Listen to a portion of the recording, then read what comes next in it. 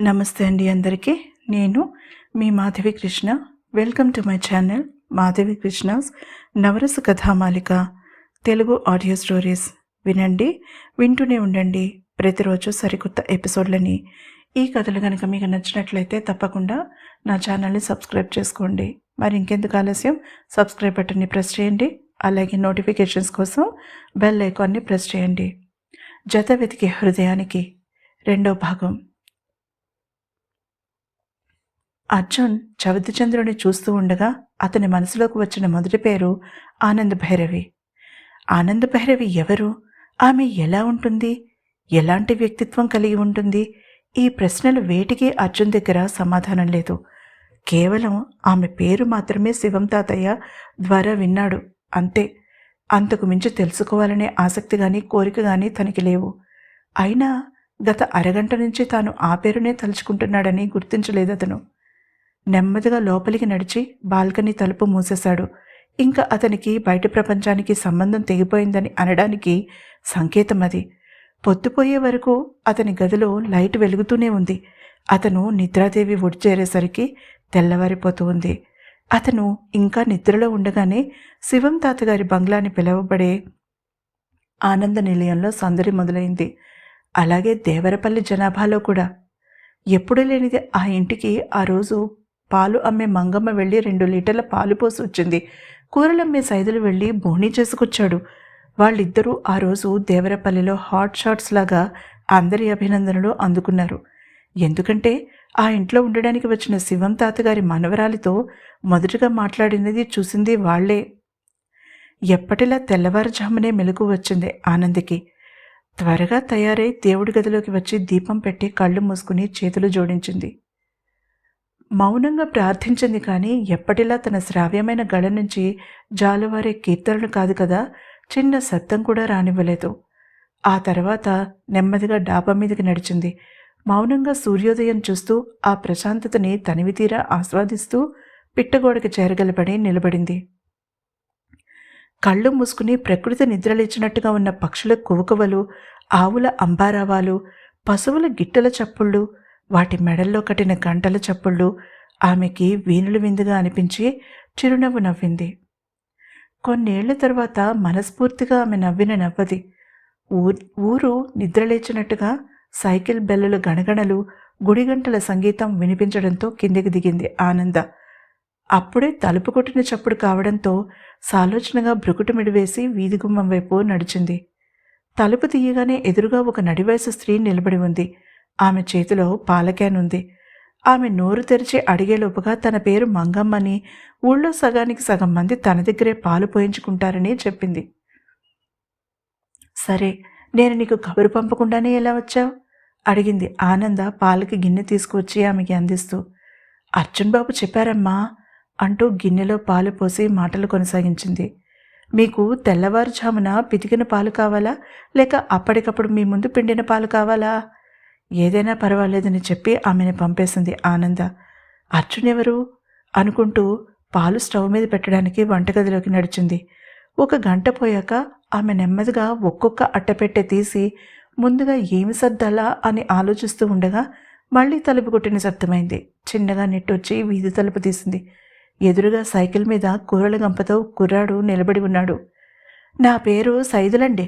నేను కూరల సంతకి తీసుకెళ్ళి అమ్ముతుంటాను. అర్జునన్నే చెప్పాడు మీకు కూరలు అవసరమవుతాయని. మీకు సంత అలవాటు అయ్యేదాకా మీకు ఇచ్చిరమ్మన్నాడు. చెప్పి కావలసిన కూరలు ఇచ్చేసి ఆ రోజుకు డబ్బులొద్దని అర్జున్ ఇచ్చేశాడని చెప్పి వెళ్ళిపోయాడు. కూరలు ఫ్రిడ్జ్లో సర్దుతూ ఈ అజ్ఞాత అర్జున్ ఎవరో తెలుసుకోవాలని నిర్ణయించుకుంది ఆనంద. ముందు రోజు తాను వచ్చే సమయానికి ఉన్న నౌకరు రాత్రి తనకి సహాయంగా అక్కడ పడుకుంటానంటే వద్దని పంపించేసింది. తాతయ్యకి నమ్మకంగా అన్ని పనులు చేసి పెట్టేవాడని చెప్పడంతో మర్నాడు రమ్మని చెప్పింది. బంగ్లా ముందు పెద్ద తోట ఉంది. అంత పని తను ఒక్కరితే ఎలాగూ చేసుకోలేదు. అతని అవసరం ఉంది, అందుకే మర్నాడు రమ్మంది. ఇక తను రాగానే తనకి ఈ అవసరాలు ఉంటాయని, అసలు తను ఆ డేట్కి అక్కడికి వస్తుందని ఆ అర్జున్కి ఎలా తెలుసో తను కనుక్కోవాలి. ఆఖరి నిమిషం దాకా తనకే తెలియదు తను ఇక్కడికి వస్తుందని. ఎవరికీ తెలియకుండా అన్ని బాధ్యతలని, బంధాలని, ప్రమాదాలని తప్పించుకుని వచ్చిందనుకుంది తను. కానీ ఇక్కడ తన కోసం వేరే ప్రమాదం ఏమైనా పొంచి ఉందా? ఇక ఇక్కడ తను ఉండలేకపోతే తనకి వేరే చోటు లేదు తలదాచుకోవడానికి.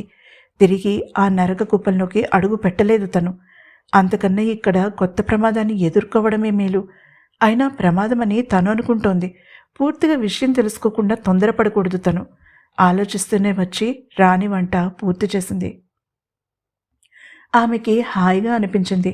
తాను ఏం తినాలో ఏం తాగాలో వేరే ఎవరో నిర్ణయించక్కర్లేదు. తనే స్వయంగా నిర్ణయించుకోగలదు.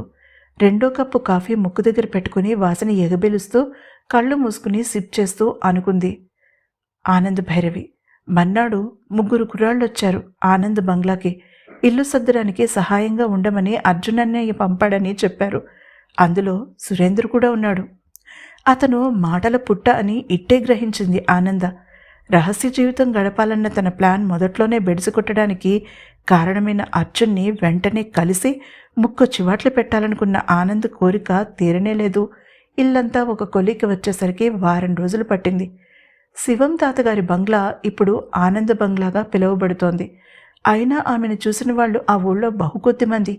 ఆమె ఎలా ఉంటుందో స్వయంగా చూసిన వాళ్ళు చెప్తుంటే వినడమే గాని వాళ్ళు స్వయంగా చూడకపోవడంతో అందని ద్రాక్షపళ్ళు పుల్లని సామెతలా ఆమెకి నిలువెల్లా పొగరని కొందరు, అనాకారని కొందరు సరిపెట్టుకుని పట్టించుకోవడం మానేశారు. హాయిగా ఊపిరి పీల్చుకుంది ఆనంద. 4 రోజుల పాటు ఆమె అసలు అడుగు బయట పెట్టలేదు. ఆమెకి బయటికి వెళ్లాలన్న కోరిక కూడా లేదు. అర్జున్ సంగతి ఆమె ఎప్పుడో వదిలేసింది. అందరిలాగానే అతను కూడా విషయం పాతపడగానే తనని మర్చిపోతాడని భావించింది. లైబ్రరీ నుంచి ఇంటికి బయలుదేరుతున్న అర్జున్ సురేంద్ర పరుగున తన దగ్గరికి రావడంతో తాళాలు జేబులో పెట్టుకుని అతని వంక నవ్వుతూ చూశాడు. అన్నయ్య, నాన్న నాకు అర్జెంట్ పని చెప్పారు. పక్క ఊరు వెళ్ళాలి. కొంచెం నాకు ఒక చిన్న సాయం చేస్తావా? ప్రతిమాలుతున్నట్టుగా అడిగాడు. తప్పకుండా, మొహమాట పడకుండా చెప్పు సూరి, అతని భుజం మీద చెయ్యి వేస్తూ అన్నాడు అర్జున్. ఉదయం ఆనంద్ ఫోన్ చేసింది తనకి కొత్త మొక్కలు కొనడంలో సహాయం చేయమని. కొనేశాను, ఇంటి దగ్గరున్నాయి, కొంచెం ఆమెకి అందించేస్తావా అడిగాడు. ఒక్క క్షణం కంగుతిన్నాడు అర్జున్. సురేంద్ర సహాయం అడిగితే అతని వ్యక్తిగతం అనుకున్నాడు కానీ ఇలా ఆనంద పని తనకి అప్పచెప్తాడనుకోలేదు. అతను ఏమీ సమాధానం చెప్పకపోయేసరికి సురేంద్ర గాభరాగా చూశాడు అతని వైపు. ఆనందకి తను మాట ఇచ్చాడు. ఆ సాయంత్రం మొక్కలు తీసుకొస్తానని, పాతడంలో సహాయం చేస్తానని. ఆ మాట పోతుందేమోనని అతని భయం. సురేంద్ర భయం అర్థమైంది అర్జున్కి. సరే వెళ్తాను, నువ్వు కంగారు పడుకో, నెమ్మదిగా పని చూసుకునిరా. అతని భుజం తట్టి అతనితో పాటుగా అతని ఇంటికి నడిచాడు. దాదాపుగా ఆనంద భైరవి దేవరపల్లిలో అడుగుపెట్టి 2 నెలలు కావస్తోంది. కావాలని ఆమెను చూడడానికి కానీ ఆమెని కలవడానికి కానీ ప్రయత్నించలేదు అర్జున్. ఆమెని కలిస్తే ఏమవుతుందో అతని మనసుకి ముందే తెలిసినట్టుగా అతన్ని తొందర పెడుతోంది. అయినా మనసు నోరు నొక్కేశాడు. ఇప్పుడు తన చేతిలో లేదు. ఎందుకో ఆమె జీవితంలోకి అడుగు పెట్టబోతోందని బలంగా అనిపించింది అతనికి. తన జీవితంలోకే కాదు, మనసులోకి కూడా. కానీ ఆమె మామూలుగా రాదు, సమస్యలతో వస్తుంది. ఇప్పుడు తను ఆ సమస్యలను తెలుసుకుని ఆమెని వాటిలో నుంచి తప్పించే పరిస్థితిలో లేడు. మాళవిక పెళ్లి తర్వాతే ఏ ఇతర సమస్యలైనా, అందమైన పేరున్న అమ్మాయిల జీవితాలని చక్కదిద్దడమైనా. గట్టిగా నిర్ణయించుకున్నాక ఆనంద నిలయం గేట్ తెరుచుకుని లోపలికి అడుగుపెట్టాడు అర్జున్. అతను తీసుకున్న నిర్ణయం ఎంతవరకు నిలబడుతుంది? అసలు ఆనందకి అర్జున్కి ఏమిటి సంబంధం? ముఖపరిచయం లేని అమ్మాయికి సహాయం ఎందుకు చేస్తాడు అర్జున్? జత వెతికే హృదయానికి సరైన జత దొరుకుతుందా? సమాధానాలు తెలుసుకోవాలంటే తప్పక తర్వాతి ఎపిసోడ్ని వినండి. ఈ ఎపిసోడ్ కనుక మీకు నచ్చినట్లయితే తప్పకుండా లైక్ చేయండి. అలాగే నా ఛానల్ని సబ్స్క్రైబ్ చేసుకోండి. వినండి, వింటూనే ఉండండి నవరస కథామాలిక.